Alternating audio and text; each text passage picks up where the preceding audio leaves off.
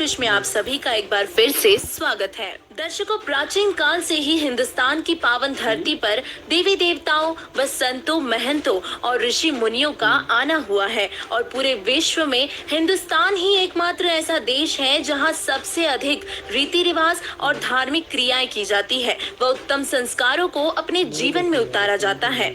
सभी धर्मों के सदग्रंथ, पवित्र चारों वेद, भगवत गीता, पुराण व उपनिषद, पवित्र कुरान शरीफ, बाइबल और गुरु ग्रंथ साहिब आदि के आधार से धर्म की प्रवृत्ति होती रही है। समय समय पर अवतारों व संतों ने पृथ्वी पर आकर लोगों के दिलों में भगवान के प्रति आस्था व विश्वास दृढ़ किया है, जिसके चलते समाज के लोग भिन्न भिन्न प्रकार की धार्मिक क्रियाएं करके प्रभु को प्रसन्न करने के लाखों प्रयत्न कर रहे हैं, ताकि प्रभु की कृपा की दृष्टि उन सब पर पड़ सके और उनका जीवन धन्य हो सके। ऐसे ही लगातार 9 दिनों तक चलने वाली नवरात्रों की एक धार्मिक क्रिया या ये कहे कि एक धार्मिक अनुष्ठान है, जिसे हिंदू धर्म के लोग एक पर्व की तरह मनाते हैं। तो चलिए दर्शकों, सदग्रंथों के आधार से समाज में प्रचलित पूजाओं को तोलने की इस कड़ी में आज बात करते हैं नवरात्रों की। दर्शकों, हिंदू धर्म में नवरात्रि का पर्व वर्ष में 2 बार मनाया जाने वाला त्योहार है, जिसमें 9 दिनों तक देवी दुर्गा की पूजा की जाती है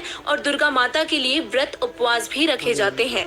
हिंदू धर्म के धर्म गुरुओं का कहना है कि नवरात्रि के 9 दिनों तक व्रत रखने से देवी दुर्गा अपने भक्तों से प्रसन्न होती है और अपने प्रिय भक्तों को दर्शन देती हैं और उनके सारे दुख भी हरण करती हैं। देवी जी के बहुत से भक्त सुखी जीवन जी रहे हैं, परंतु वहीं दूसरी तरफ बहुत से अथाह दुख से भी जीवन व्यतीत कर रहे हैं। ऐसे में उनकी देवी पर दृढ़ निष्ठा भी कम होने लगी है और वे आस्तिक से नास्तिक होने की कगार पर हैं। जो लोग सुखी जीवन जी रहे हैं, वे देवी दुर्गा को अपना सब कुछ मानकर उनकी पूजा और भी दृढ़ता से करते हैं। असमंजस की बात तो ये है कि देवी दुर्गा के सुखी भक्त भी हैं और दुखी भक्त भी हैं। ऐसे ही हर धर्म, पंथ और मजहब में है, जहाँ बहुत से लोग सुखी भी हैं और बहुत से दुखी भी हैं। जो सुखी है वो जिस पंथ से जुड़े हैं उन्हें ही श्रेष्ठ मान लेते हैं और जो दुखी है वो जगह जगह अपने दुख निवारण के लिए जाते हैं और जब कहीं कुछ नहीं होता तो थक हार कर नास्तिक हो जाते हैं। भगवान पर विश्वास नहीं रहता और भगवान का नाम लेने से भी कतराने लगते हैं। ऐसे में स्वयं परमात्मा पृथ्वी पर आते हैं या अपनी खास आत्मा को संत रूप में इस पृथ्वी पर भेजते हैं और सद्ज्ञान का प्रचार करवाकर वह अपने अनुयायियों को बेहिसाब लाभ देकर जनता का प्रभु पर विश्वास बनाते हैं। नवरात्रों पर 9 दिनों तक देवी दुर्गा की पूजा करना और उनके लिए व्रत उपवास रखना इस पर्व की मुख्य क्रिया है। हिंदू धर्म के सभी लोग इन क्रियाओं को अवश्य करते हैं। हमने इन क्रियाओं को अध्यात्म के आधार हमारे धार्मिक सदग्रंथ, पवित्र वेदों व पवित्र गीता जी से इसकी सार्थकता को जांचा और अपनी इस जांच में हमने सदग्रंथों के साथ साथ विभिन्न प्रचलित गुरुओं के सत्संगों को भी शामिल किया, जिससे हमें देवी दुर्गा जी की वास्तविक स्थिति की जानकारी मिल सके। और इस जांच में हम कुछ विरोधाभासी विचारों से भी रूबरू हुए।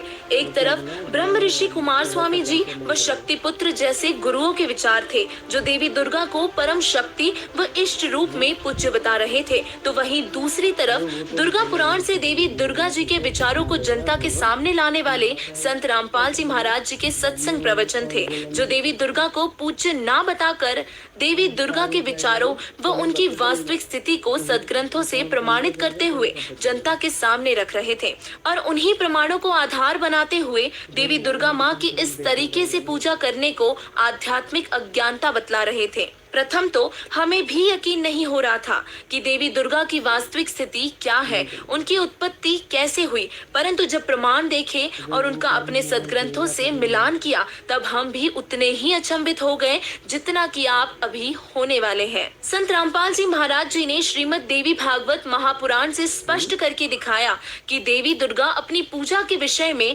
क्या कह रही है। आप भी सुनिए वो विचार। ये देखिएगा, श्रीमद् देवी भागवत, सचित्र मोटा टाइप, संपादक हनुमान प्रसाद पोदार चंद्रलाल गोस्वामी, प्रकाशक व मुद्रक हैं गीता प्रेस, गोरखपुर, गोविंद गुण कार्यालय, कोलकाता का संस्थान। उस एकमात्र परमात्मा को ही जाने, दूसरी सब बातों को छोड़ दे। यहाँ दुर्गा जी ने अपनी साधना को भी रिजेक्ट कर दिया कि केवल उस एक ब्रह्म को ही जाने। यही अमृत रूप परमात्मा के पास पहुंचाने वाला पुल है। यहाँ देखो, इस आत्मा का ओम के जप के साथ ध्यान करो, इससे अज्ञान में अंधकार से सर्वथा परे और संसार समुद्र से उस पार जो ब्रह्म है उसको पा जाओगे, तुम्हारा कल्याण हो। ब्रह्म ओम ब्रह्म का जाप है, और इसी ब्रह्म को ये कभी तो अक्षर ब्रह्म कह रही है, यहाँ भी अक्षर ब्रह्म कहा है।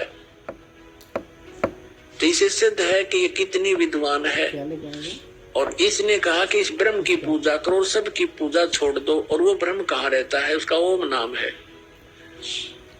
वह यह सबका आत्मा ब्रह्म ब्रह्मलोक रूप दिव्य आकाश में स्थित है।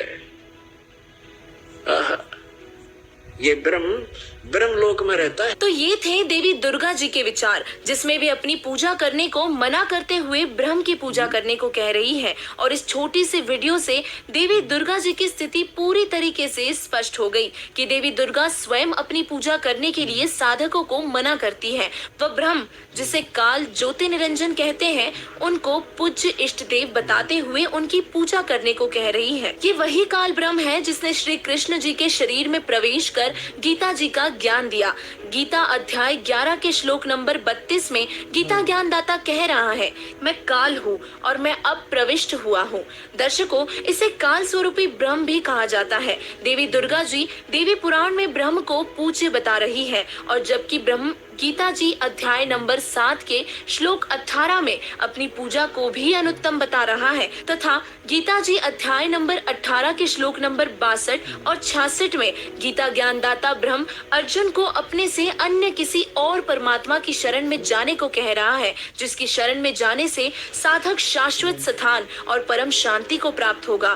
देवी पुराण और गीता जी से स्पष्ट हुआ कि देवी दुर्गा की पूजा करना व्यर्थ है।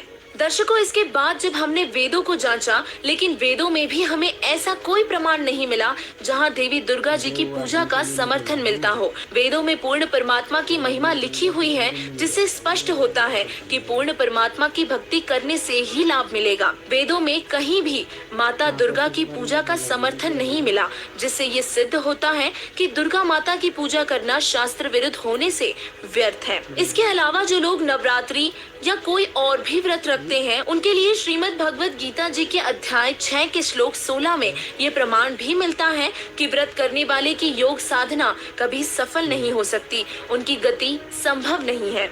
और इसीलिए देवी दुर्गा जी की पूजा न करके शास्त्रों के अनुसार अपनी भक्ति साधना करना उत्तम है, जिससे देवी माँ प्रसन्न होती है। और वर्तमान में वो वास्तविक मंत्र केवल संत रामपाल जी महाराज जी ही प्रदान कर रहे हैं, जो सिर्फ दुर्गा माता को ही नहीं बल्कि सभी देवी देवताओं को प्रसन्न कर देगा। संत गरीबदास जी महाराज जी अपनी अमृत वाणी में कहते हैं, दुर्गा ध्यान पड़े तिस बगड़म, ता संगति डूबे सब नगरम। कहते हैं, जहाँ देवी दुर्गा का जागरण होता है, उसकी संगत में पूरा नगर डूब जाता है। देखा देखी धीरे धीरे अपने घरों पर जागरण आदि कराते हैं और सभी दुर्गा जी की शास्त्र विरुद्ध पूजा में आरूढ़ हो जाते हैं, जिससे उनका मोक्ष नहीं हो पाता। दुर्गा ध्यान पड़े जिस बगड़म, ता संगति डूबे सब नगरम। जैसे किसी के घर पे दुर्गा का जागरण होना, तो पड़ोसी और भी जिसका थोड़ा सा जो, तो उन्होंने क्या करे, ए जी हमारा भी कर दियो तड़के, हमारा भी रख दो, हम भी एक जागरण करवाएंगे। क्यों? देखा देखी हम करते ही हैं, भगवान का ज्ञान तो हमें है नहीं। और उठ के सुरीली आवाज, बड़े गाने बजाने, सब तरह के अट्रैक्शन होता है। अब वहाँ क्या था, एक बार इस दास को भी अवसर मिला एक जागरण की थोड़ी सी झलक देखने का।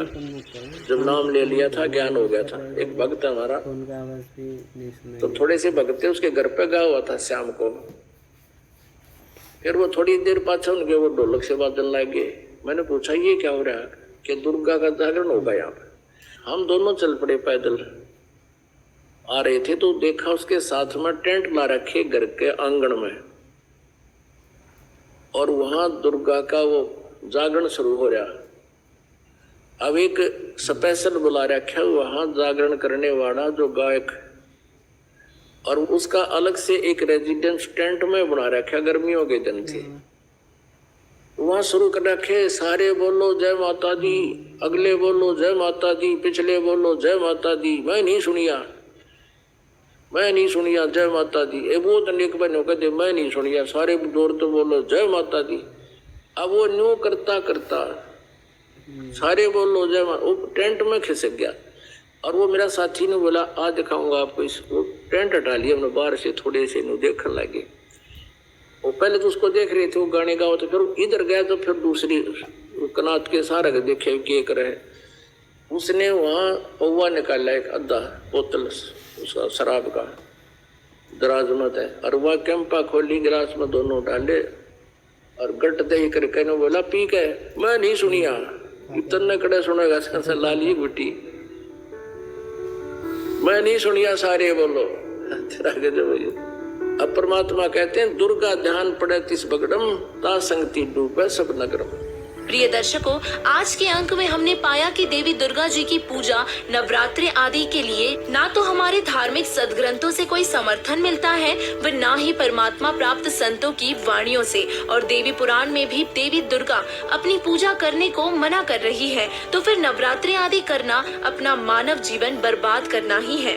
अतः आप सभी से करबद्ध प्रार्थना है कि वास्तविक पूजा की जानकारी प्राप्त करने व शास्त्र अनुसार भक्ति की जानकारी पाने के लिए पूर्ण गुरु जगत गुरु तत्वदर्शी संत रामपाल जी महाराज जी के सत्संग अवश्य सुने व उन पर अमल करके अपना जीवन धन्य करें।